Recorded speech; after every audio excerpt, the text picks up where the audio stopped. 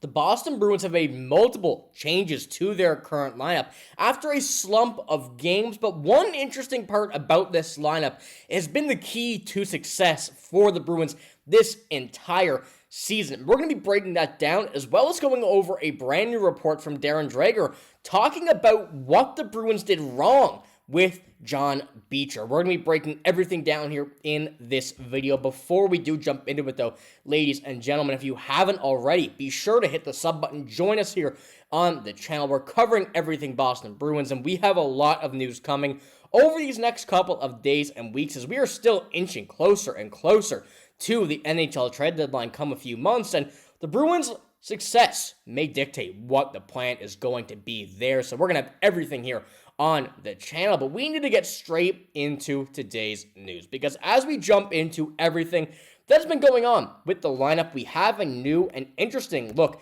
today. And going straight into this here, we look at this from Bell Frazier with Matej Blumel, Pavel Zacha, and David Pastrnak back on that first line a game after Elias Lindholm has returned to the lineup.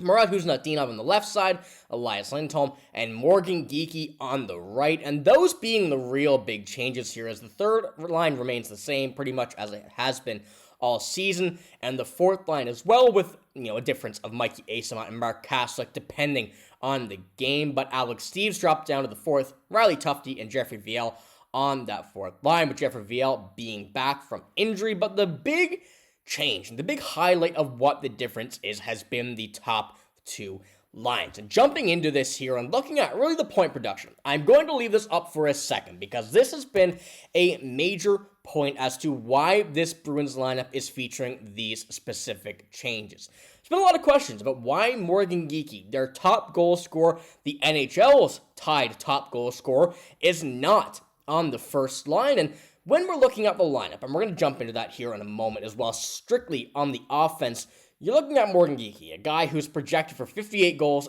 being on a second pairing. A lot of people still continue to question it, but this is where I'm going to say, do not worry, because this is providing a very good option for this Boston Bruins team to at least jump back into the win column in what is going to be another game against the New York Islanders that they're going to want to win. Third game against the Islanders this season, and third against Matthew Schaefer being the big kind of part behind this and the big storyline behind this game. But looking at this offense right now, once again, the check line up top, that is something that I firmly believe that this team should stick with. I like the idea of this. It will not come super quick, but having the chemistry between these three players, Matej Blumel, dreaming, he says, of playing on a line with these two guys when being on the Bruins team, especially Pastrnak when they met when he was, 15 years old, that image that's been out there. The second line, Murat Kuznetsov, Elias Lindholm, and Morgan Geekie. This team has been trying to get the most out of Elias Lindholm really since we signed him. And the fact that you're getting Morgan Geekie, at this point right now, 17 goals, once again on pace for 58, and Murat Kuznetsov, who has been a very sneaky good option on this top line while Elias Lindholm was out, and we kind of now get the idea of what the plan is going to be with Lindholm back from injury. Murat Kuznetsov and Elias Lindholm are ending up being on the same line. You're going to get your goal scoring at an elite production from Morgan Geekie still on this line. Murat Kuznetsov has played with Morgan Geekie for quite some time on that first line, and Elias Lindholm having that ability to dish the puck out to either side, two goal-scoring opportunities, with whoever's going to be on the defense being another. You're letting Elias Lindholm be the playmaker that he has to be here. You're not relying on him for your goals. You have two players on the side that can really dictate what this game, or what a game, can turn out to be. So against the New York Islanders team who has a very strong defense in terms of not allowing goals, as their history being known for that the most recent seasons, you're being given a great option here to generate your offense on these two top lines. So from what we're seeing right now and the way that Marco Sturm is really initiating these lines, I like the way it looks. I like how it's playing out to be. Of course, we still need to see it in game, because I would still love to see Morgan Geekie on this top line, and I feel like a lot of people are still questioning that idea, But putting him anywhere that he can generate goal scoring, generate shots, generate offense is what is going to be most important for this Bruins team, at least right now, to get back into the win column and get back in there comfortably, because we know how tight of a race the Eastern Conference is, let alone the Atlantic. They want to make sure that they can get any sort of, kind of energy going at any point throughout a game or, throughout a season at this point right now. And there was a quote from the Hockey News that did come out here earlier today saying, whether this lineup yields the goal it seeks remains to be seen. However, bringing the checks together when they've shown some chemistry is good.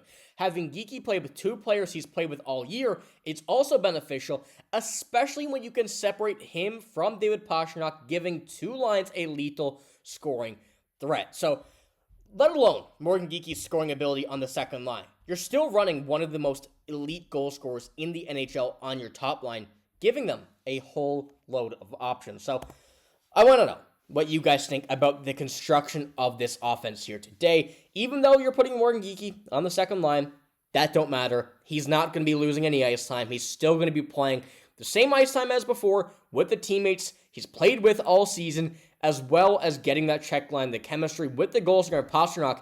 You're now not just relying on your top line. You're giving your second line an option to go out here and be a reason that this Bruins team can win a game, as well as the defense, which is still very hurt, but is giving help to them as well with some more offensive pressure. So I want to know how you guys think this will play out here in tomorrow's game against the Islanders. But before we do finish the video off, we have a quote coming from Darren Dreger, and you're seeing this here right now from the Rumor Report, or NHL Rumor Report on Twitter.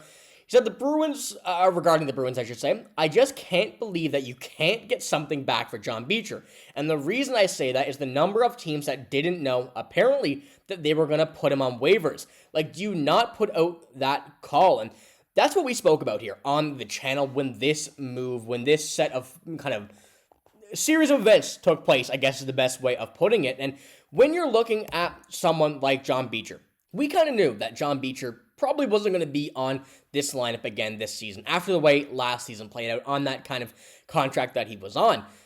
But I'd be curious to see how many teams actually did put in a claim for John Beecher. As you see Darren Dreger say here, must have been a lot, because a lot of teams had not known. But if I could see the actual number, that would be quite alarming, to me at least, for this Bruins team about not trying to get at least something.